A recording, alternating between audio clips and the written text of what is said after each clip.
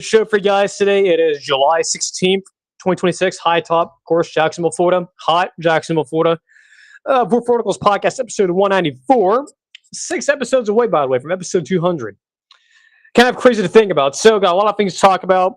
Got a hot seat talk for coaches in college football, coaches that are on the hot seat, getting, at least going into this year. I'll talk about that a little bit.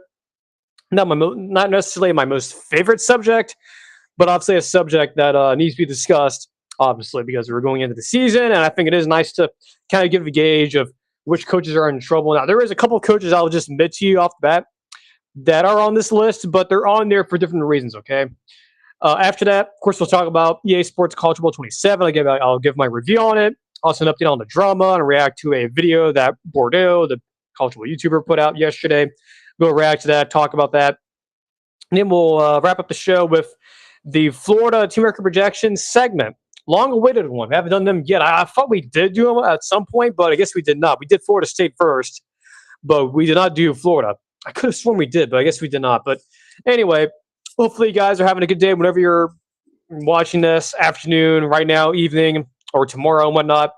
Of course, this is the Four Protocols Podcast. We do this show twice a week, on Tuesdays and Thursdays at the moment. Now, of course, the schedule can obviously change, and obviously I'm the charge of the show and whatnot. This is, of course, real independent media. Never talk to an advertiser, never talk to a big corporation. This is all free. I would never put this on a paywall or anything like that. So just subscribe to the channel. There's a lot of you who have done so in the past few days. Make sure, by the way, if you have, obviously double check, make sure you are subscribed, but also reach out to any friends. Suggest some, hey, there's this show I'll listen to, and have them subscribe and whatnot. So be sure to do all that. Be sure to follow us on Spotify as well. That's where we'll drop our extra pods. I didn't do one yesterday. Couldn't get to it. We'll do one for sure tomorrow. I'll make sure to get it out tomorrow and get the clips out over the weekend when I can. So we'll do that tomorrow on Spotify only, but we'll put the individual clips onto the YouTube channel. And so you don't have to, if you don't want to listen to the entire extra pod on Spotify, you can go over there and listen to that, or you can go over to the YouTube channel on here and watch those. And of course, be sure to follow us on X, Instagram as well. We're not on any other social platforms yet at the moment, but maybe in the future we'll add some other ones. But those are the two big ones we use for sure in terms of getting our at least other stuff you don't see here on the show, on the main YouTube channel and stuff like that. So again, big emphasis here. Subscribe. Reach out to 10 or plus friends or whatever. If they like sports, if they like college football, and bring them over. This is going to be a very busy time of the year for us. Of course, we have media days going on. We have the ACC media days. We're going to have the SEC and the Big Ten soon. And, of course, we'll have the season starting, fall camps and all that starting. So, again, be sure to, subscribe to not only the YouTube channel, but also Spotify, all of our social platforms, YouTube, Instagram, and on X, Twitter. All right, let's go ahead and jump right in skis. So, coaches on the hot seat. Got about how many here? 5 or 6 coaches on here. Now, there's, like I mentioned at the top, there's 2 coaches here that I wouldn't consider on the hot seat, but I know a lot of folks will consider them on the hot seat, but they're on here for different reasons, and they're really kind of like special exceptions, or at least ones that they explain a little bit differently. But these other 4 or 5, they're kind of pretty obvious. So I'll make sure to get the graphic up here real quick. Yeah, that's set up. But and of course, as I talked about before, as we're pulling this up, I am not necessarily a big fan of talking about hot seat conversations. I'm just not. Just after listening to several of these, commentators like Josh Pate and some of these other guys who interview these coaches and talk to them and actually are friends of them, it's sort of a different way of looking at it, because these are real human beings. There's the guys who love college football. They love coaching the sport. And when these guys get fired, they have nothing to do. Yes, to get all the money, and they'll be fine financially, and get all the generational wealth and whatnot. But these guys necessarily, it's not like they like getting fired. They don't. I mean, I can almost guarantee you that, yes, they're getting all this money, and yes, they're getting generational wealth by doing so, because how big these buyouts are, especially in the SEC and the Big Ten, the Power 2. But a lot of these guys, like, for example, James Franklin last year, I guarantee you that there is no way in hell he enjoyed getting fired. Yes, he got all that money. Yes, his family's, I'm sure they're going to be fine financially. But from him as a football coach, God's got to freaking bother you, man. And I just don't understand why a lot of these folks openly go, oh, regime change is so easy and whatnot in college football. You just get these guys fired. It's like firing guys on the video game. Speaking of that, we'll talk about that later, but it's just like, it's almost like these guys aren't real people, but they are real people. They're like real, like me and you guys listening to this and watching this. So just something to think about, at least keep in mind when we talk about either stuff like this hot seat list or when guys get fired, that there is a human component here that you just have to be aware of. Okay, I'm not saying you have to like these guys personally or like whatever, don't be friends with them. But what you have to understand is that these guys, like they just got fired, or at least when they get fired, yes, again, they are getting all this money, they're getting the generational wealth, but they're not doing what they love doing, which is coaching college football. And yes, they obviously didn't meet the athletic director's expectations and the AD's expectations, but at the same time, still, they're not doing what they love to do, which is coach college football. And then in a lot of ways, it sucks for them that they are not doing what they love to do. So there is a weird human component there that I think a lot of folks have a tendency to forget a lot. But anyway, so I'll pull up this list here and we'll talk about it. And I'm sure a lot of you will probably disagree to a certain extent. Excuse me. To a certain extent. But let me see if we can get this graphic pulled up here. For those of you who are new here, we use, I'm recording this on my iPad, which is right in front of me. And then I have my other computer over here. So it's kind of a weird, confusing setup here, how we're doing this. But it's working out, I guess, to a certain extent. But actually, that's the Florida record projection. So I guess you got a spoiler for that. But,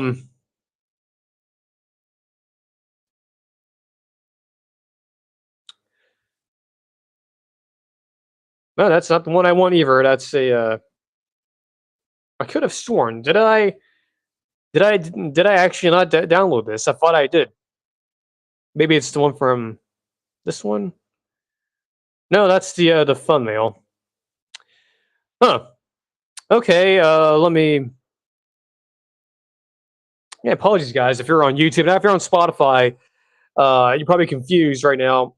I am literally trying to find this graphic, and I believe, is it this one? I think it might be this. Might be this one. Okay, this is this one. Okay. So here is the list, and again, I know you probably see the bottom two, and you see the asterisk there, and you're like, "What the hell is that about?" I'll explain that. First one on the list here, Mike Norvell. This one's pretty obvious. After 2023 and the snub and all that, and look, I've given my thoughts on that ad nauseum, both on this show, on here on YouTube, and also privately.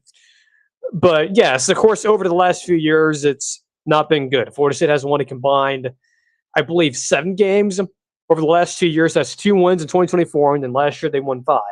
So obviously, at a place at Florida State, massive expectations. You're in a conference that should be reasonably winnable. It's not overly that hard. So that is definitely a reason why Mike Norvell should be on here. Just from that alone, that he is an ACC head coach at one of their quote unquote premier programs, and over the last 2 years, they've only won a combined 7 games. Okay, so that one should be pretty obvious. He is probably on the hottest of hot seats. He almost got fired last year, but because Florida State couldn't really like pony up the money and they couldn't get him out of there, that's why they decided to keep Mike Norvell around. The second one here is Luke Fickell of Wisconsin. This one's weird too because he, much like Mike Norvell, he probably should have been fired last year. I think there was a real possibility he was going to get let go. They decided not to. This year's schedule for Wisconsin is a lot easier.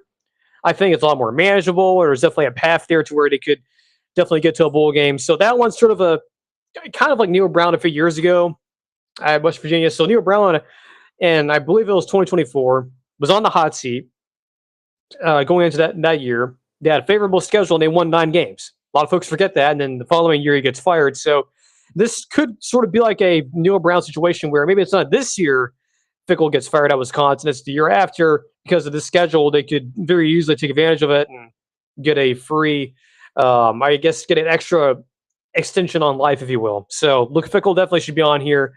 That's definitely probably out of all of these names on here, at least the first 4 that I do believe a lot of folks thought this was going to work. That people thought Luke Fickell was going to go there, having been experienced, being at, of course, Cincinnati for a number of years, and being at Ohio State for the majority of his career as a coach or an assistant coach. This could have worked, and has not worked so far. So Luke Fickell obviously should be on this list. Bill Belichick should be on this list. It's not really just to me, but other folks have made it very clear that he probably should have been fired last year. Okay, whether it's the off the field stuff with his girlfriend, and then how the season transpired last year, he probably should have been a one and done head coach. Very rare, and these days in college football, but that should have qualified as a one and done for a head coach.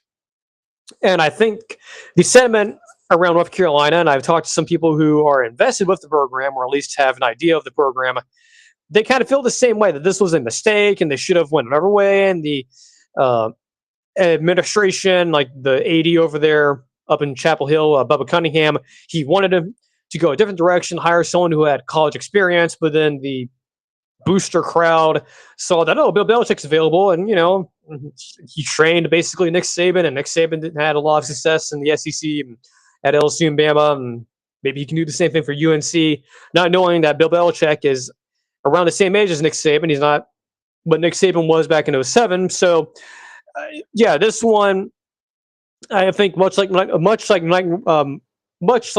Norvell, is pretty obvious that he is probably on thin ice. So I think that one's pretty clear if you ask me. Now this one's kind of sad, and it's not sad as that I really thought this was going to be like a awesome hire, but it's just how fast things changed for Dave Aranda at Baylor. Remember a couple years ago, they made it to the Big 12 championship game, had that amazing season. They get there and they had that Big 12 championship game against Oklahoma State. And Oklahoma State's on the goal line. They're about to score on 4th and goal, and Baylor stops them and whatnot. Just a classic game, and I would recommend anyone who is either a new college football fan or anyone who has, if you're a new fan and whatnot, or maybe who doesn't remember that game, go rewatch it. It's a very fun game to watch, especially when in terms of conference championships. But so they won the Big 12 back in 2022. That seems like a million years ago, but that did happen with Dave Aranda.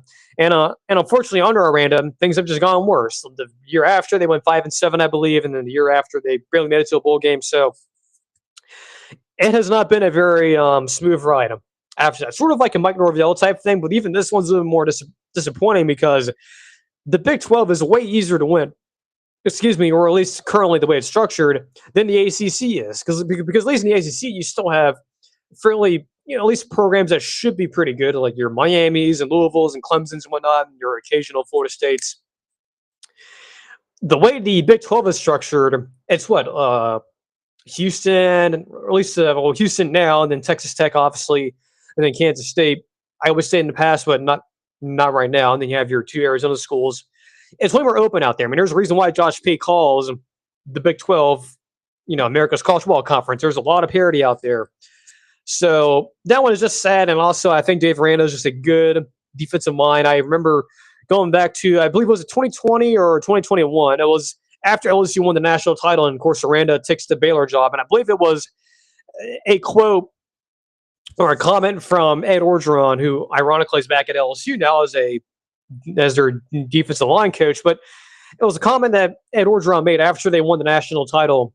And of course, Dave Aranda leaves and takes the Baylor job. Orgeron says something to the line of like, we actually upgraded that defensive coordinator. I remember a lot of folks at the time, like Josh Payne and some other folks, say, you don't know what you're talking about, bro. Like, I wouldn't be saying that because Dave Aranda is a very, very experienced defensive coordinator, and he basically saved your ass multiple times while he was there in terms of his defense stepping up at certain points. So that comment has always stuck to me. I think Aranda, if he ever gets fired, which definitely seems like that's probably going to happen, which, again, like I've said before, I'm not someone who's advocating for it, especially when it comes to nothing scandal related, right? But, I mean, look, Aranda, if he ever gets fired, if it does happen, he's going to be a hot commodity for the defensive coordinator community, right? For the assistant coach pool. I mean, you saw that with Will Muschamp. Yes, Will Muschamp is not like the best head coach ever. He flamed out both at South Carolina and at Florida. Yes, he had success for like 1 or 2 years at both places, but you know, it's one of those things where some coaches are just not cut out to be head coaches. Some of these guys are just good at being defensive coordinators, and I think Dave Aranda is probably one of those guys. Now, the last two here, like I mentioned here, have asterisks for a reason. Now, Shane Beamer, realistically, in my opinion, should not be fired.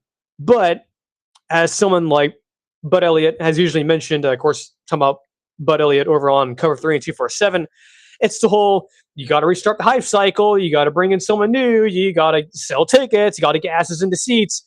And one of those ways of doing that is doing regime change. At some of these places, again, like he calls them, the take the checks, take the losses type programs where, it's they're not places that spend a lot of money in terms of winning, and they are way under resourced.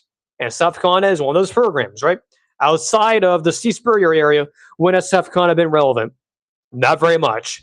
Now, I'm not saying that's how it should be. It's sad, but that's just the reality of the situation. And Shane Beamer, at least realistically, if things were, if the whole restarting the hype cycle wasn't a real thing, he probably wouldn't be fired. They would probably keep him around a little bit longer because of that.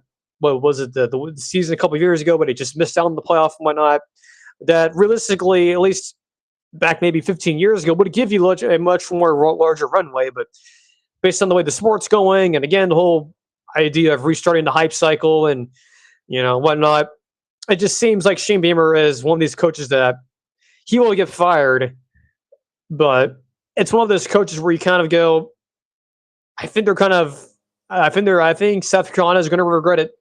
Same thing with Bob Stoops to a certain extent. Yes, you can make the argument that maybe Stoops at South Carolina, or at Kentucky, given where the SEC is currently structured, yes, they weren't probably not going to, win all these games like they were, 7 or 8 years ago because of the way the conference is structured now with the conference realignment.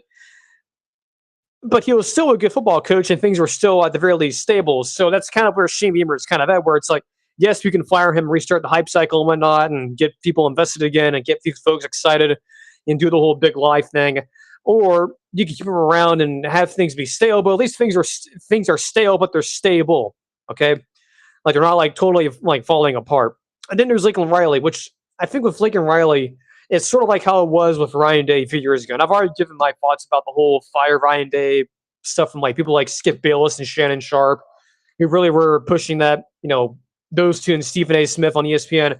But Lincoln Riley is definitely in that same category, whereas he's not necessarily on a hot seat, at least in my opinion. I know some folks will definitely disagree on that. But to me, with Lincoln Riley, it's more of competitive pressure, where it's like, okay, like I've been mentioning, our folks have been mentioning, this has been a building up year, right? Sort of like Gus Malzahn in 2017 with Auburn, where it's like you've been building up to this for the last 2 years. You took this detour, you went defensive, you've been recruiting a lot better. Okay, now we need to start seeing the results here. We need to start getting some return on investment. That's what Lincoln Riley's dealing with.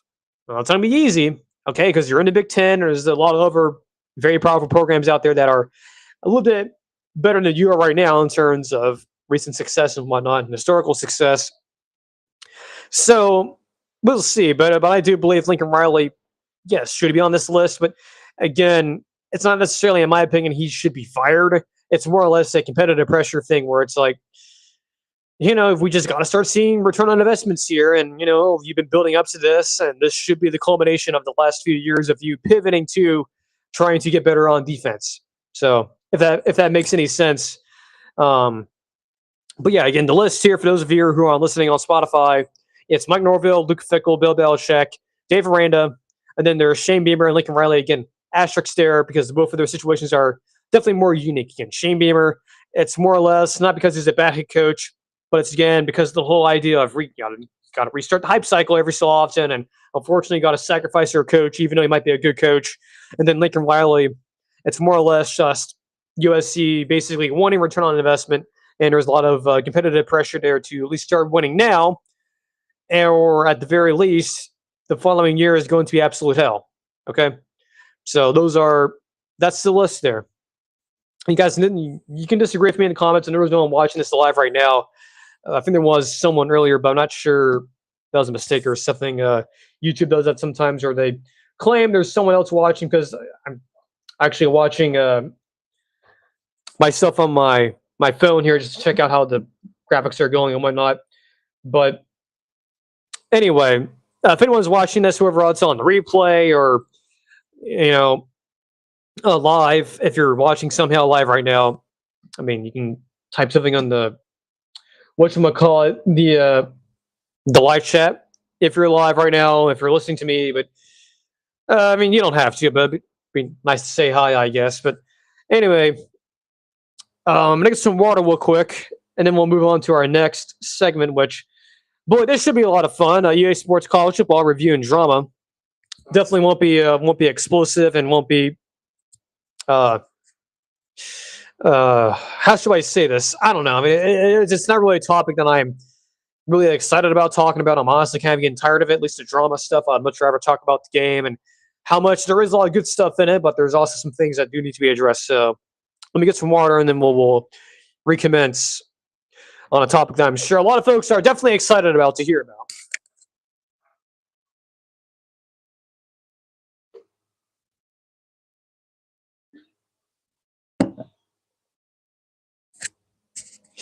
Again, for those of you who are listening on Spotify or live on YouTube, um, yeah, we occasionally have to do some water breaks here. Of course, gotta make sure you stay hydrated, and also it's hot here, so it is what it is, and that's also why you can hear the fan down here. I'm not gonna be sitting here doing the show and sweating my ass off, so there's that. All right, College Football 27, EA Sports College Football 27 has been out. I'm gonna give them a review here in a minute, but what I'm going to do is that I'm going to show you guys a video from Bordeaux, sort of explaining to you what's been happening lately in EA's continued drama, and I'll react to it as we go through the video and sort of give you guys my thoughts on it and whatnot. But suffice it to say, it's not been going smoothly for EA. They, of course, a couple of days ago, they backtracked, or at least they decided to back off of the whole, oh, we're going to do microtransactions on certain things on Dynasty and putting things on the paywall. They decided not to do that. But as you will see in this video from Bordeaux, they have basically lied and whatnot. And it's just it's an entire mess. And I'll let him sort of explain it, and I'll give you guys my commentary on it. So I'll go ahead and play this for you guys. Go ahead and share the screen and let you guys react. Hopefully this will work. It worked the other day, sort of. I didn't play the whole video because it's the first time doing it, but whatever.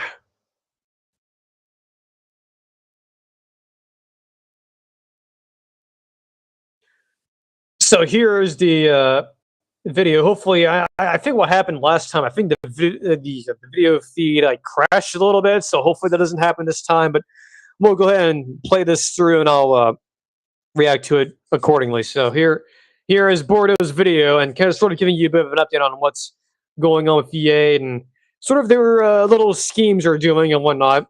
EA thinks that you're stupid, and I think they're lying to the community about listening to our feedback. It just blows my mind the way they have responded. We have a new response, we have a new update on what could be coming to the game, and I feel like they just don't care at all. It was basically a big FU to the community for speaking out. Of course, I've already touched on it, but they did address the microtransactions, and this is still a major win for us. We got the microtransactions out of the game. However, I said in my video, I'm concerned about their goal for live service plans in 28 and beyond.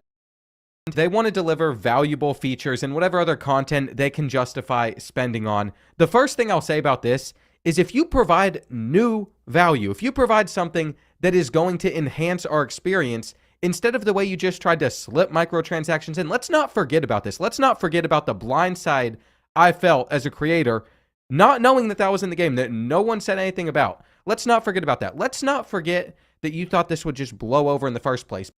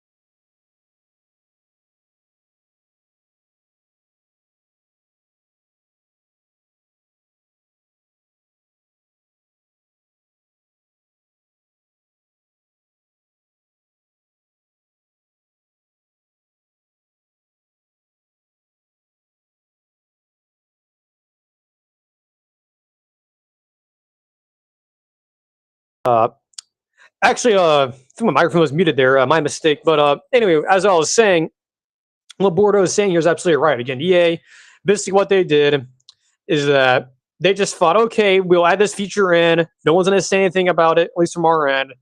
Won't publicly make it known. Hopefully no one sees it. And then, hopefully it'll just blow over and it'll be just a footnote. But knowing the college football gamer community and or college football greater community in general, everyone sort of has a tendency to be very, very, I don't know what's the right word. I guess a lot of these folks like Bordeaux and like not the expert and MMG and other folks have definitely a tendency to be very, very investigative. They like to look at every single thing and every single detail in the game, and they found out. And I'm very sure the EA was pissed that these guys found out about it, and it spread all over Instagram and all over Twitter and all over YouTube and whatnot. And I do agree with Bordeaux. I mean, the EA basically this thought that, okay, we'll add microtransactions into Dynasty. Hopefully no one sees it and no one talks about it. And we won't say anything on our end. It just does, it seems very sneaky. And I think that is a pretty massive breach of trust there. And I can understand why guys like him, not the expert, MMG, Eric Weber, are just not going to work with EA anymore because they broke this trust. And again, this has nothing to do with the devs and whatnot. They're fine and they're great. People like Scott O'Gallagher and the guys who actually do care about the actual fundamentals of the game and the actual like parts of the game that we do like Dynasty and the gameplay and the visual parts of it. But this was obviously a decision from the higher ups at EA that they basically decided, okay, we've sort of reeled these guys in, we've gained their trust. We can add in some stuff behind the paywall. Don't say anything about it because these guys are absolutely going to freak the fuck out if they figure this out. And that's absolutely what they did. And that's pretty shitty if you ask me. And these people should be held accountable. No doubt in my mind. And I think Bordeaux is 100% right in this. And it doesn't matter, even if EA and the statement they released a couple of days ago saying, oh, we're just going to back off of this, bro. Like, we're not going to do this. But then a few sentences later saying, but we're still going to have this in future games. Are you fucking kidding me? Really? Really? That's how you treat your customers? It's, oh, we're going to do this thing and make everyone happy. But we're going to turn around and do this, what we basically just did this year, and we're going to do it, try it again next year. But we're just going to give you guys more transparency. No! That's not what we're asking. We're asking you to take out the freaking microtransactions, put in some of those features that were in Dynasty to begin with, give us more freedom, stop doing the bullshit with the whole restrictions, and let us do what we want to do. Okay? And again, like I said on Tuesday, all these folks who are advocating for this, it's the TV oligarchs, it's the college football cabal or whatever you want to call them, folks that really do control the sport, the money people, all those folks that treat college football and whether it's the video games or the actual sport in general, whether it's like that or the playoff, they treat it like a fucking ATM, and we're all sick of it. Okay, I mean, like this conference expansion, expanding the college football playoff, ruining the calendar. Not to mention that shit's got to stop. It has got to stop. And I think this whole situation here is a microcosm of where the sport's going. Again, there's a lot of things to love about college football, but shit like this makes me. All right, let's go ahead and continue. We're only a minute into this video here, and why not? We'll let it keep playing a little bit. It's because when they're addressing all these statements, that's the first thing on my mind. I want to give you the benefit of the doubt. I want to say you can earn this community trust back, but then when you triple down the way that you did, it just pulls everything farther apart. Anyway, I'll go on my little tangent later on in this video on how I believe they could actually provide some value if they wanted to find ways to make more revenue. I'm not stupid. Video games have to continue to do that. What they've decided to do, though, is just not the way to go about it. It's going to really upset a lot of your core fan base that just wants to love the games that you're putting out. It makes it hard whenever you put out a great game, like 27 is, but then there's this side of things. It really ruins what you've built up. You say you're moving fast to respond to the feedback. So we got to stay tuned. I feel like lying about listening to the community, that they love us, because I don't think they listened at all. I mean, I'll continue to reiterate, it's a major deal that they were willing to back down on the paid progression. They could take the games in the future in a better direction if they stick to that word and it's not just something they do for 27.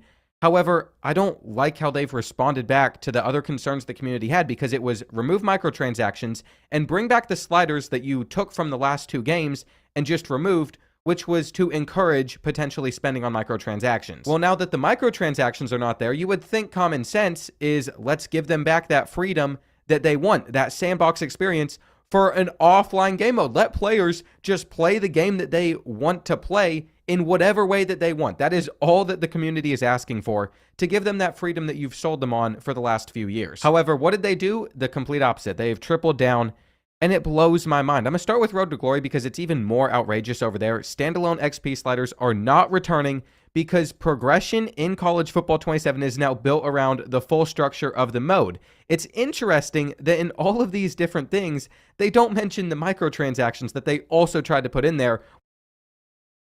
So, for those of you who are listening on Spotify, I will just mention that you guys probably can't hear this, so I'll try to explain what Bordeaux is saying here. So he's going over, basically now, as he's going for the video, he is talking about now about the whole XP sliders not coming back. And what I'm referring to is the sort of, I guess, like the things you go to in the settings, you can set them to like, was like the fastest or whatever.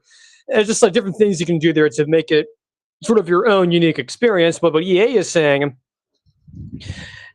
is that they really don't want you to do that. They want you to do what EA wants to do and not you. And again, like Bordeaux just said here, again, for those of you on Spotify, you guys can hear his video. I guess I could take like turn the volume up on my iPad, but anyway, Bordeaux's basically saying, well, okay, like you guys are like again, it seems like you're restricting us and adding more restrictions and making this game like to where it's like you have to play within your rules and not making it like an actual sandbox game like you've been telling us over the last few years since it's come back. So again, it's once again another example of them lying and tricking us and whatnot.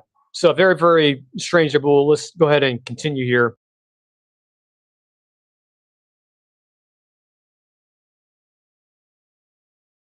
Where progression could be built around it in a way. We got it out of the game, but there are certain design decisions that with the way that you tried to just sneak it in there, we now have to question, why was the game designed this way? Why did you make it so players that are 5 stars now start as a 72, 73 overall instead of like an 80 overall, so they have to upgrade a lot more? It's intent, but was it intentional to make the game harder? Or was it intentional to potentially get more money out of the microtransactions? Because in Dynasty, 5 stars are still about an 80 overall, but in Road to Glory, it's magically a 72, a 73. You're lucky if you get a 74. I'm gonna be honest, most of this isn't even worth reading. It's just trying to gaslight you on why the game got harder and why it can't have any other way to play besides the one way that they want you to. We all... So again, as Bordeaux is saying here, it just seems like what EA is doing, especially with the way they're structuring the game now, in certain ways where it's like, it's almost, again, they're kind of restricting you to play a certain way instead of doing it the way you sort of want to, right? And that's how it was back in, whether it's NCAA 14 or even the last, or the first 2 games of the new, when the series came back. And again, it just seems like EA either is just really tone deaf, or they just thought, okay, these guys will eat it up and we'll just, kind of draw them in and whatnot. But yeah, and again, most of the stuff on here he's reading at the moment is mainly tied to like, Road to Glory, which is basically like your career mode and whatnot. But I'll go ahead and continue playing this. But yeah, this is once again just an example of EA making changes here, whether it's, changing the overalls for how high of a recruit you are. Like, for example, he mentioned like if you're a 5-star recruit, your overall is like a 70 overall, whereas last year you were an 80. Again, very weird that EA would just openly just change that. Something that really didn't need to be changed. But anyway, we continue. Know why these decisions were made. If you have any little bit of intelligence, you understand it. It's just the tripling down. The core structure is intentional and is the foundation of Road to Glory moving forward.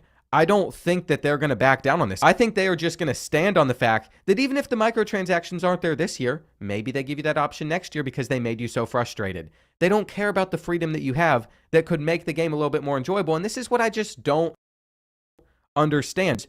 Tear doesn't work the way that is intended when it has its issues because it's not always tuned properly. We have those sliders to correct it. If we think the XP sliders are a little bit off, we have them to correct your mistakes. And if you're taking out these sliders that allow us to correct your mistakes, it makes the game less enjoyable because the reality of the situation is everybody enjoys it in a different way. They have a different idea of how they're going to have fun on the game. If they want to have a 99 overall immediately and just decide to rip on teams, they should be able to do that because that is their experience. They're offline. You're not offsetting any gameplay advantages that you all refer to. It's an offline game mode. You're going to have a bigger player base that can have more fun, that is going to keep enjoying your games, that might stumble into anything you want to do in the future with microtransactions, with on.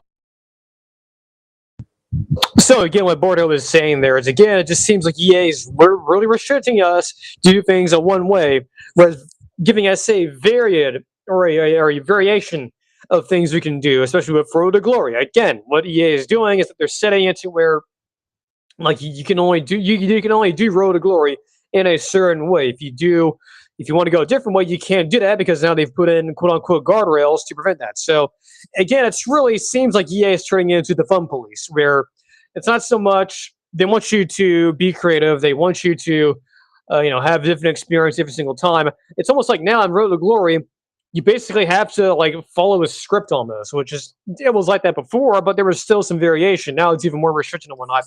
It's just really frustrating, man, and it makes zero sense whatsoever. Why would they do this? Again, it's almost like you're like intentionally doing this to like alienate your core fan base.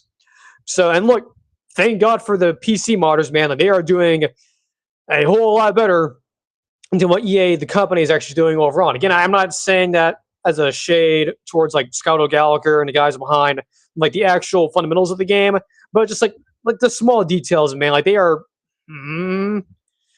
Okay, let's go and continue. Again, hopefully you guys on Spotify can hear Bordeaux talking here. I know it was muted before, but I guess it makes more sense to have it to where you guys can hear it as well a little bit. But anyway, let's go and continue. Online, any of that could be in the plans, they might stumble into that just because they're having fun on the game, but you're not going to get them in the door. They're not going to trust you. They're not going to trust your word. If you continue to just say over and over again, no, you have to play our way, and if you want to do any differently, you're wrong. I'm being a little bit too nice about this as well. Let's just reiterate. Paid progression, that was good. Once the paid progression is gone, though, all of a sudden it's a gameplay imbalance to have those sliders in. So you are cool with people paying you to get the gameplay advantage, but since we can't pay you anymore, since you can't make money off of it, all of a sudden the gameplay advantage isn't cool at all. I just don't understand why you're even going down this path, because it's such a clear contradiction that people are not stupid. People are going to see right through that. Actually, I take it back. Some people aren't going to see right through it. There's already people that are getting on me like, oh, you're just whining now. You're just complaining. No, I see the direction that they're taking the game that I love, the game that I want to be as perfect as possible, that I want as many people to play, that I want to be as big as possible as a sports game. It made me so happy college football was the biggest sports game when it came out in 25. I just want to see it continue to get pushed. More people to get into college football, more kids to get into it. And instead, I see these decisions that are doing the complete opposite, that are going to take away from potentially new people getting into it. On the dynasty side, it's let me unmute there on YouTube. So yeah, again, Bordeaux basically saying here, again, EA has basically lied, and now what EA is doing is that they've decided, okay, we've taken away the microtransactions, but since you guys can't do the whole pay for play to progress your coach or whatever, make your coach like progression go a lot faster, we'll just take it away. Like all of it's gone. No more, making your coach progression go faster. Just all of it is gone. So again, it's really the same. Like, EA is really trying to restrict, and they're turning into the fun police. Okay. And as you will see here on YouTube, Bordeaux is about to talk about dynasty and sort of going to be talking about the whole coach level thing, where again, it's just like, this wasn't an issue last year, and it wasn't an issue before. Now, there is some things here that EA makes that is a sort of a good point, where they're like, hey, look, we did the studies and we did the analytics, and it seemed like that folks were, getting a little too successful too quickly in Dynasty. Like, people were basically becoming Nick Saban within like 2 years, and that's not what we intended for happen. And in general, I can understand that. Like, that's kind of weird how, like, it was even like this back in like NCAA 14, where it was like really easy to basically become God and win all these national championships. So yes, from that standpoint, I kind of agree with EA, but that doesn't mean you have to take away certain things. And that's part of the reason where I think there could be a good marriage of this new dynasty blueprint, where you can, have your NIL money, you can disperse all those points to different parts of your university and your program, but also have it to where certain people don't want to be, doing a dynasty, just one dynasty for like a whole month or so. They should have that option. And it's kind of strange that EA decided to not do that. But anyway, we'll let Bordeaux explain the whole dynasty part of it. Again, if you're on Spotify, I hope, I wish there's an easier way to you guys can hear. But anyway, I guess it's kind of is what it is at this point. But let's go and continue. The same type of gaslighting. I love that rebuilds got harder. They were too easy. It was happening too quick.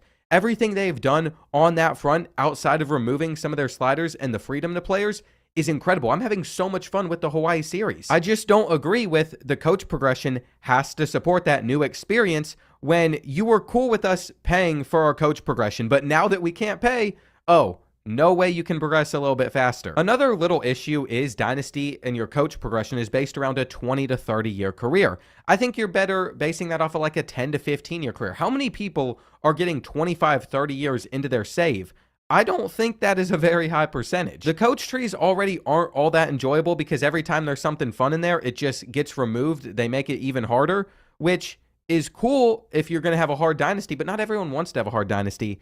There's just a freedom that you could give players that I want to see again. I want to see that vision that they would always talk about. Just a bunch of trying to double down, triple down, whatever you want to say at this point. They did reintroduce the new XP sliders. It's not the same that it was, though. Instead of bringing back what was fastest on College Football 26, instead they're bringing back what the faster setting was. Why not just make it the fastest? They say that it is going to break the game. They don't want to compromise the long-term progression that the Dynasty Blueprint is designed to deliver, but they're willing to compromise on the long-term progression if you pay them money. That is the part about this whole statement, the whole way they've gone about this, that really throws me off, because I believed when they backed down on microtransactions, they were also going to back down on the sliders. They were going to give us back the stuff that was in the past two games, because the only reason it would make sense for them to be taken out was to guide you into potentially spending more money. There was an opportunity here for EA to have the greatest layup of all time, to show that they're listening to the community, that they made a mistake, and this is where I want to get into potentially more revenue. Again, I'm not stupid. I know video games need to find ways to make more money at some point. You have to add value. You have to add value, and the college community is so loyal. I really hope that you all at EA that are watching this are listening to this, because the college community is the most loyal community you're going to get. That is why. Okay, so as Bordeaux was saying there again, EA decided again, once they took away the whole paywall coach progression thing where you can have your coach in Dynasty mode progress a lot quicker, they basically decided, okay, we're going to take that away and no more coach progression. We're basically going to, again, restrict everything about coach progression, the sliders, and the way you can do that. It's all set up until where you cannot go as fast and whatnot. So that in itself is the problem. That EA was willing to make compromises and putting things behind a paywall. But then when folks got mad and got pissed off and they found out about it, EA said, okay, we'll get rid of the microtransactions. We'll try it again next year.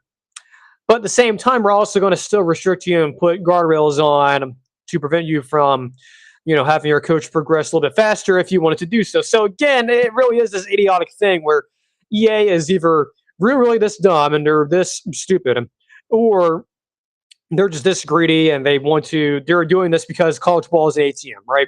And as Bordeaux says, college football fans are the most loyal fans of all sports, and that translates to video games, right? And I think you're really starting to see that. And again, it just seems like EA is extremely tone deaf.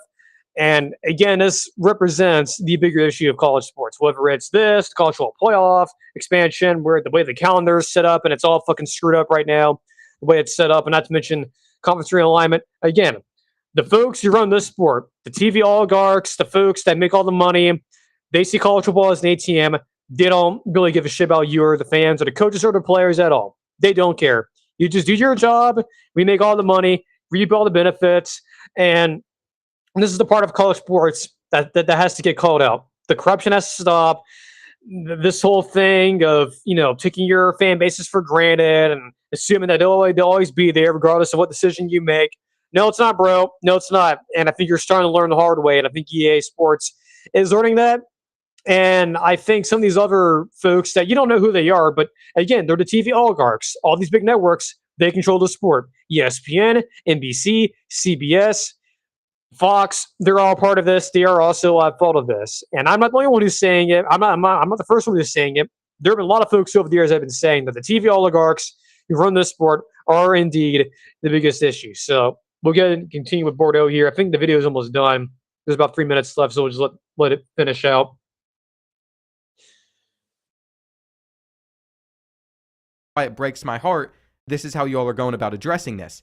Because if you brought something that would add value, people are much more willing to pay instead of removing features that were just there and then giving us that option. It's just ridiculous. It's an offline game mode. People are not going to be inclined to spend on an offline game mode to beat up on the computer, but let's say you want to bring in something like FCS schools. What if each school was a couple of bucks? What if for the whole FCS pack, you have to pay 20? What if you go down the football manager pathway, and if you want this special in-game editor where you can edit every team, every conference name, every conference logo, you could make Ohio State a 0-star prestige with a 0 budget to start Dynasty instead of them starting off. Like, there are so many things that I think other offline games do that you could go down that path of, where you feel like you're adding value, where the consumer doesn't feel like you're just taking away from core features. I say it with FCS schools because it's not FBS college football, what the game is based around. But people still would love to have FCS schools. I don't know. There are so many ways you could come up with better than how you implemented it, better with how you went about it, with just trying to quietly get it through there. And this is me coming off the dome 1 minute thinking about ways that you could make more money. We want the series to come around. We want to support the series. But right now, the only way I see this being a fun, open experience is no longer on console. It's getting the game on PC and using a bunch of the mods that make the game so much better off-rip. I am very thankful you all brought it to PC for reasons like that. They also are going to touch on some of their updates and what they're working on to fix things. They've always done. Okay, so I think that's probably enough here. Bordeaux is just going to get into, talk about some of the updates in terms of like the actual title updates and what they're changing, and we'll get into that here in a minute. But again, like I mentioned, it's just really a shame to really see EA take advantage of their fan base, and because they built up all this equity for the past 2 years, and all of a sudden they put in microtransactions and the fans revolt, and then they become even more sort of authoritarian almost, and they say, okay, we'll take away the microtransactions, but we're really hammer home the idea of that you have to play within our boundaries. And like Bordeaux said, if you want freedom, if you want to have more creative liberty and playing the way you want to play and adding in some other cool stuff, you probably have to go to PC. Now, unfortunately for me, I've always been more of a console guy, but it might be something I may consider here down the road. I'm just moving to PC. I don't know. It really is a bit of a unfortunate situation. Now, he does bring up here towards the end about there could be other ideas, like if EA wants to make more money and they want to go that route, they could potentially do stuff like, I don't know, like add, maybe if you want to pay a little extra, maybe like $10 extra, you can have it to where you can do some more, even more editing. That's well beyond we can do beforehand. At what? On one side, I can say, okay, that's understandable, and that's a little bit better than having a whole lot of stuff on the paywall. But isn't that basically the same problem, though? Like, isn't that like the same issue and what we just had with the coach progression behind the paywall? So I don't know. I don't know if that's really a good solution, but it just seems like maybe going to PC is really the way to go. Now, one thing I do want to bring up here, and we'll move on from this. And look, this is no shade towards Josh Pate or whatnot, but like I mentioned yesterday, Pate, and I forgot to bring this up during the show, but I will just say this. Well, I like that Pate was responding to this and was talking about it on Twitter. But what's really interesting is I asked him a question for his, when he did those, what they're called, the extra pods or whatever, or at least his version of those when he did them back. I think he did one. The last one he did was back in the spring, and I asked him, hey, what do you think of the video game's impact on the sport and whatnot? And he, as expected, he said, look, I don't play. He mentioned this on the actual the podcast he recorded. He said, look, I don't play video games and whatnot. I don't really care about it, so I wouldn't be the right person to ask. But then Josh Pate has to jump in and start talking about it. So it's kind of weird. So it's like you weren't worried about it before, but all of a sudden some sort of controversy happens, and all of a sudden you're now jumping into it. Really, dude? Like all of a sudden, like for a while you were not talking about it, but then you're like, oh, there's some controversy. Better say something about it. It's like, seriously, dude, what the fuck? God. And it's like, look, I don't hate Josh Pate, but seriously, dude, like it is just weird how you can go several years if I even taught the game, but all of a sudden you hop on Twitter and you go, "Whoa, something's happening in college football. Fill me in, people." It's like, Jesus Christ, dude. It's just like, as someone has told me before, stuff like that is almost like no shit analysis. Like, yeah, dummy.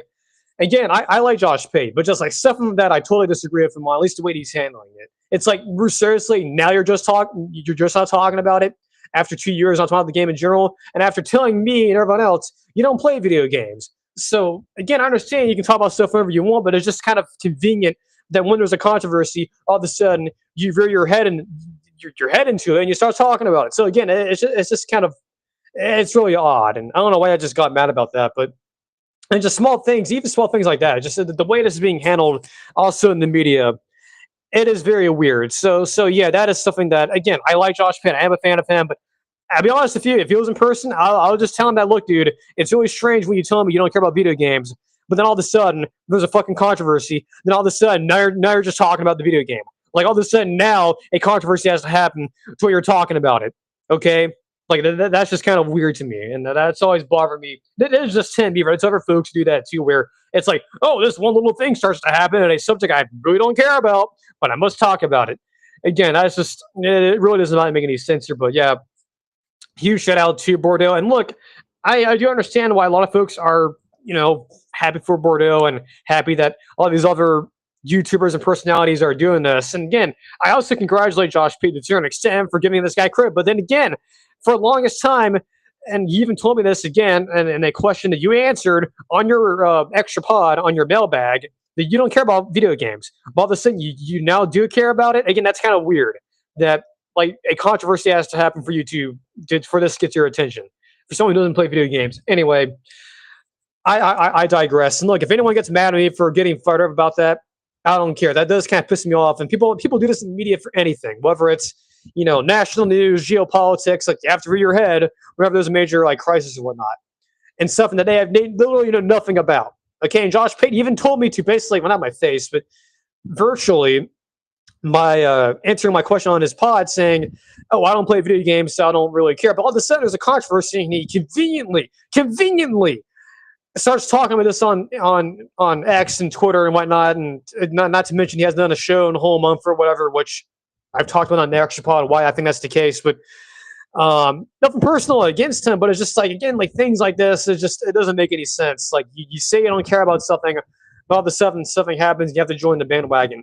And it's a very weird and convenient thing. And look, I will even admit it happens to me sometimes, and I have to get onto myself about that too, where I have to interject myself into certain things in the past, but it's just that, I don't know, it's a very weird thing. And I have nothing against Josh Pate, but something like that does bother me a little bit, that he claims doesn't care about video games, but all of a sudden he now cares about it. So it's a very weird thing where it's like, okay, you say you don't care about it, but all of a sudden, like, now you do care. So what changed? That like finally people like Bordeaux are exposing the corruption and this whole, the whole problems of the sport. And so now you have to get involved now. I don't know. It's very weird. And that'll be something that I would love to get a chance to ask Pate why he decided now to jump in and start talking about it on social media. Well, before he didn't say anything about this game for the last 2 years. The only exception being when I asked him that question, which he said he doesn't care. So, I don't know. I find that to be very, very odd. Again, I respect Josh Pate. I still like his show, but I forgot to mention that the other day. It's just like the way the media in general has been handled. It's not even just him. It's like these other networks, like NBC News has talked about this. Fox News has talked about it. It's like, you guys really talk about video games. Like, the only time you're going to talk about video games is like when GTA 6 comes out. Like, really, I don't know. It's very weird. But anyway, I'm gonna get myself in trouble here and getting mad at people I don't even know personally. But still, like, seriously, Josh, like, you tell me you don't play video games, all of a sudden it's conveniently now you have to talk about it now, okay? Because there's some crisis going on, and now you have to interject. Well, it's not like me who've been doing this show when I'm doing my show. This is one of the things we talk about because it's part of the sport. But then you don't talk about it. But it's like, again, it's just this weird like thing where it's like the most popular crisis happens in one thing you cover, but you don't talk about it. But like all of a sudden now you have to talk about it. I don't know. It's very annoying and very, very odd that people have a tendency to doing that. But anyway, again, shout out to Bordeaux. He did a fantastic job in handling this. I congratulate him and all of the community who actually do care about the video game and actually wanted to be successful and want to try to root the corruption and all of the things that are happening with the sport that are bad. Again, like, I'm not saying that Josh Pate's doing that too. Yes, he's doing it in his own way. But again, like I just said, and I'll move on after saying this again, You told me and others on your mailbag episode that you didn't care about college football, and then all of a sudden, like now you're finding it convenient to talk about it now because there's a crisis going on. Okay, like again, I just think that's kind of strange how the way the human brain does it sometimes, where you have to interject and whatnot. And that's something that I wish a lot of other folks would stop doing that, particularly in the news media, because a lot of folks, it's the same thing with the whole weather. It's right, people who don't even know about meteorology see there's like a massive hurricane or like a massive severe weather event, and they have to talk about it. But you're a freaking news guy who covers geopolitics, like you don't know anything about that. Anyway, I digress and whatnot, but I don't know. Anyway, let's move on to something a little more happier here, and something that's actually a little bit more, I guess, fun to talk about. That is the Florida team record projection. Let me make sure I'm going to get the graphic right here. Okay. I believe it's the top one here is the one I want to show first, not the other one. So, of course, the team record projection series. Actually, no, I totally forgot here. I was so fired up about this the controversy. I totally forgot. I have to do the review of the game. So, yeah, I'll do this real quick and we'll actually move on past this. So, yes, I've had the game for the past few days. Again, outside the whole like crisis going on, outside of the game itself, the game's pretty good. I mean, I'll go ahead and pull up the graphic I actually did have created. Oh no, it's not the right one I wanted here. Hold on.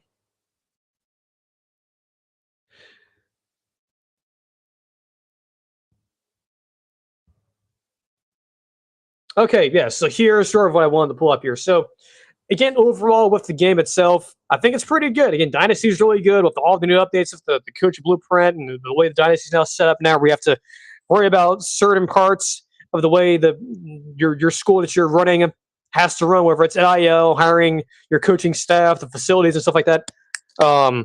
Love that. I also love the gameplay. Still pretty good, and it's still faster and much better than Madden. There are still some bugs, right? There's still some issues. I think one issue I ran into, I believe I was playing Auburn on the road at night. And if those of you who've watched an Auburn game at night, at least recently, they'd have like the whole LED display with the lights, and they go off and on when Auburn scores a touchdown. Apparently, there's an issue that the lights do that, but they don't do that for Auburn. They do it for the away team. So again, like stuff like that, it's like, okay, seriously, EA, like you guys can catch that beforehand. Not to mention, too, there's like some other like minor like bugs and stuff and logic issues with like, for example, teams are like 7-5 getting into the college football playoff, like that would never happen in real life. Who knows if it actually does or not? But anyway, so yeah, overall, again, Dynasty is really, really good. I'm not a really big Road to Glory player. I may do it at some point, but not necessarily big into that. I'd much rather do Dynasty. It's a lot more fun. Have a lot more control of that. I'll just say way more than Road to Glory. Obviously, the gameplay is still pretty good. The presentation is very good as usual. Visually, the game's beautiful. I know a lot of folks do hate the Frostbite engine, but I've never had an issue with it. Again, there still is several bugs, but that should be ironed out. Not to mention, too, there's also issues with uniforms, I believe. Like, not every single school has their uniforms. Like, for example, I believe Tennessee, their uniforms are not, like, they think they just got the ones they're using this year with Adidas, but it's just like the home and away, they don't even have their quote-unquote, like, their blackout uniforms. So, yeah, some things they have to iron out, but those can be handled throughout the year. But overall, I think that the grade I would give the game is an 8.8. Excuse me, a 8.8 out of 10. Pretty solid. I think about the same as it was last year, maybe slightly higher. But again, if you can just be more transparent and stop being the fun police and taking away some stuff and being less restrictive, then I don't think anyone will be having issues with you. Okay, but that's all I have to say. All right, moving right along. Team record projection with Florida. So of course, with Florida, they have John Summerall coming in his first year. They have a great new staff there. They still have a lot of talent on this team. And I think that's one of the things a lot of folks are going to forget is that this Florida team is still extremely talented. But a lot of folks don't realize that because they just see, the way Florida has been ran the last few years. And here's some of the players they have coming back here on this graphic here I'm showing you. I mean, on offense, they have Jaden Ball, the running back. Could have very easily left. He's still around. Vernell Brown, wide receiver. Dallas Wilson's still there. Their offensive line with Harrison Jones, they're still there. They were fairly good last year. Defense, they have Miles Graham back. They have Kamani McClain, the kid from, I believe, was that the kid from Colorado, I believe. And he's still there. You have McCray back on defense, Jaden Woods, and Bryce Thornton. So, I know a lot of folks will shit on Billy Napier and say he was a terrible coach and this and that and the other, which is true. I mean, the guy was not a very good coach in terms of certain things, like, procedural things. Getting his teams always got penalized a whole lot. The offense being very sloppy. Recruiting was not. He was a very good recruiter, and I think that the roster currently totally reflects that. Which is why a lot of folks believe that this should be a fairly competitive team in John Summerall's first year. Not to mention the transfers you're bringing in. You're bringing in Aaron Philo to potentially be your starting quarterback. You bring in Buster Faulkner as your new OC. Again, a lot of folks up there, a lot of folks in the college football industry firmly believe that Buster Faulkner was the engine that made Georgia Tech run last year or the last few years. And it wasn't necessarily because of Brent Key. We'll see what happens here. Again, this will be Brent Key's first time without having Buster Faulkner as the OC up there in Atlanta. So we'll see how that works out. But the players here, the talent is still there. Now, the schedule is, I firmly believe, is what's really going to be helping Florida here. Again, I would pull this up, but actually, I guess you could probably go ahead and share the screen. May as well. You guys can see this visually, but you guys won't be able to see it on Spotify, but that's okay. So I'll go ahead and just read through this here. So they start off with, they play Florida Atlantic. They play Campbell, the Camels. Yes, it is a real team. Then they go to Auburn in week 3. That's a very crucial game. That's definitely the ultimate swing game in the SEC. Yes, it's cliche because it's early in the year, so duh, of course everyone's going to be excited for that game. And both teams should be 2-0 going into that. They should not have a loss. I'll be stunned, especially Florida. Auburn, we'll see. And then it gets sort of real in a hurry there with Ole Miss. They got to go to Missouri, South Carolina.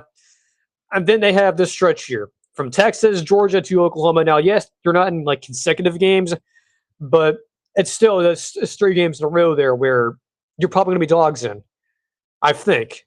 Now, Texas for sure, Georgia obviously, Oklahoma will, I don't know. That one I'm not really sure. Then after that, you end with Florida State, Vanderbilt, Kentucky. You should be beating all those teams. I don't think you should have any issues with those teams.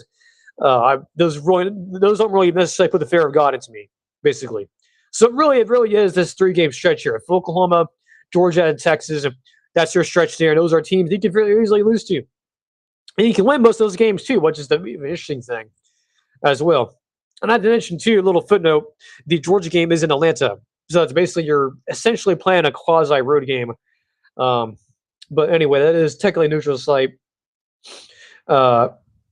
Anyway, so after talking about all that, the new coaching staff being in there, and look, I know a lot of folks are going to look at John Summerall and think, oh, he's a G5 coach. He's another Billy Napier. He literally is another. He's coming from a G5 team in Louisiana, just like Billy Napier.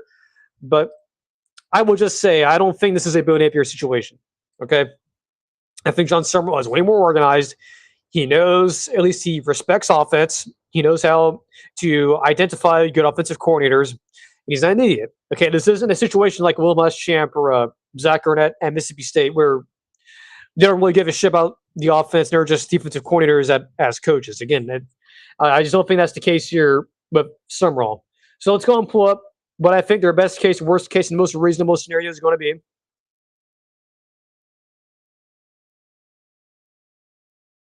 So the best case for Florida. Again, I know it does sound like I'm falling for it again. I'm going with 10-2. Again, I know it sounds like you're falling for this again, and you're drinking the Kool-Aid. I don't care.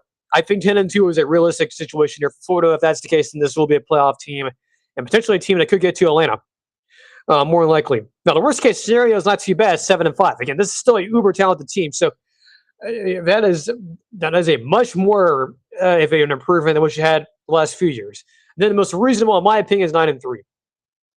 So as you can tell, I am extremely high on Florida. I was high on them after the spring as well. I believe in our post-spring top 25, we have Florida. I think as high as the top 15 or something like that. Let me actually double check.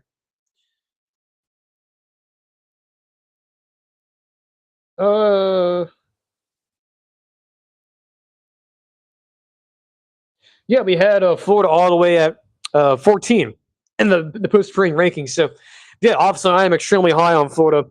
I think this is a massive opportunity here for John Summerall to really knock out of the park his first year. Now, again, that's a massive expectation. That's a lot of pressure on him. But even at Tulane, remember this guy replaced Willie Fritz at Tulane, who won a lot of games there, and John Summerall took them to the College Football Playoff last year. So this guy understands pressure.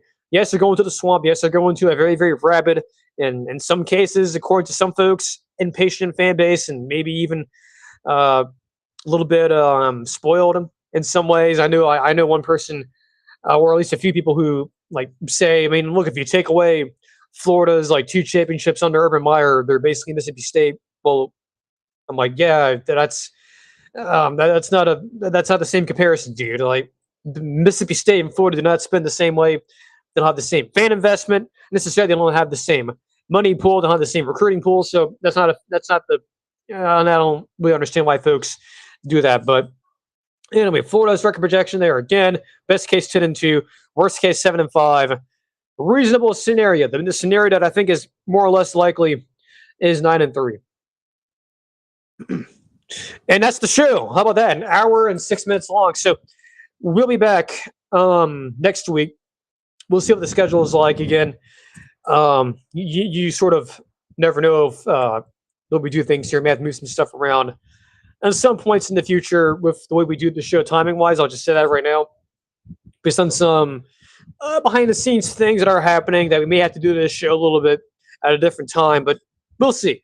It's not a full guarantee just yet, but at the moment things are still gonna be the same usual afternoon on Tuesdays and Thursdays at the moment. And of course tomorrow we'll do our extra pod. Might be our last one we do for a while. Who knows? Maybe we'll still do them during the season. I don't know. But anyway, until next week, take care. Enjoy the rest of your week. Enjoy the weekend. And we'll see you guys on the next stream.